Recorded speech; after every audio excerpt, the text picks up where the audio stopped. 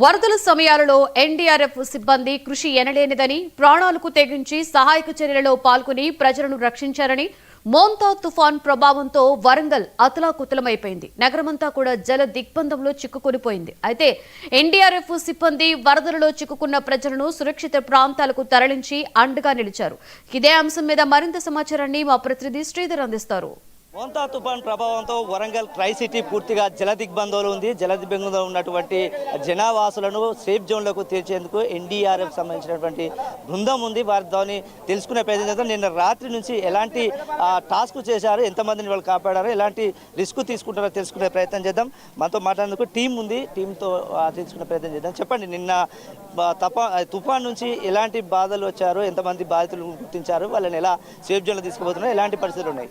నిన్న తుఫాన్ స్టార్ట్ అయిన కాడ నుంచి అండి మేము దాదాపు ఒక 1000 మంది దాకా సేవ్ చేసి ఉంటామండి. అందులో ఫస్ట్ ఆపరేషన్స్ వచ్చేసి women's degree college social welfare, Telangana social welfare women's degree కాలేజ్లో ఒక 370 మెంబర్స్ దాకా, 345 ఏమో స్టూడెంట్స్, రిమైనింగ్ స్టాఫ్ అందరికి కూడా సేవ్ చేయడం జరిగింది.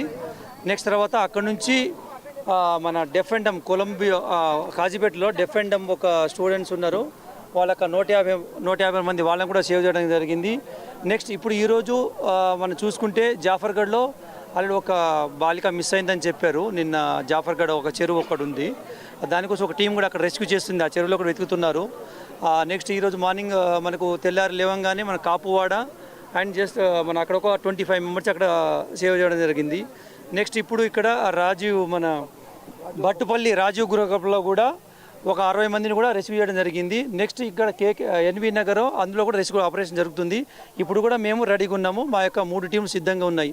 4th బెటాలియన్ ఎస్డీఆర్ఎఫ్, అలాగే apart from 4th battalion SDRF 3 teams, 7th battalion కూడా 2 టీమ్స్ కూడా మేము వాడుకోవడం జరుగుతుంది.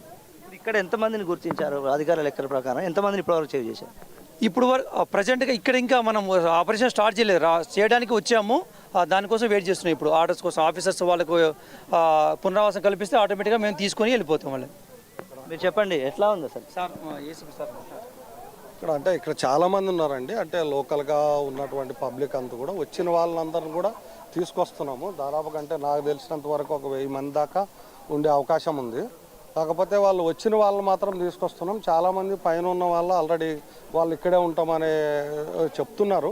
వాళ్ళకి మీరే చూశారు, వాళ్ళకి ఫుడ్ కూడా సప్లై చేయడం జరిగింది. మీరు చూశారు, మా ఆఫీసర్ చెప్పినట్లు నైట్ అంతా కూడా, ఈవెన్ నైట్ అంతా కూడా 4th బెటాలియన్ ఎస్డీఆర్ఎఫ్ మాతో పాటు ఇక్కడ ఆల్రెడీ ఎస్డీఆర్ఎఫ్ ట్రైనింగ్ అవుతున్నటువంటి 17th బెటాలియన్ అంటే సిరిసిల్ల నుంచి వాళ్ళు మా దగ్గర ట్రైనింగ్ అవుతున్నారు. వాళ్ళని ఆ టీమును కూడా మేము ట్రైనింగ్ టీమును కూడా తీసుకొని వచ్చి మొత్తం కూడా 6 టీములు కూడా ఈ రెస్క్యూ ఆపరేషన్లో పాల్గొంటున్నాయి.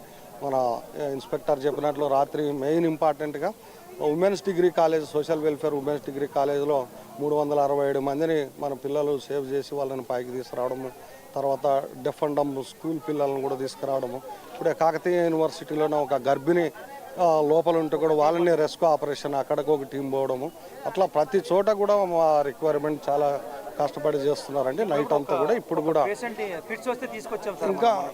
ఇంకా ఏమైనా అవసరమైనా కూడా మాకు పక్కనే ఉన్నటువంటి ములుగులో బెటాలియన్ ఉంది, 5th బెటాలియన్, అక్కడ కూడా ఒక 100 మంది టీం ఉంది. ఆ టీం కూడా బయలుదేరుతుంది ఇప్పుడు ఇక్కడికి.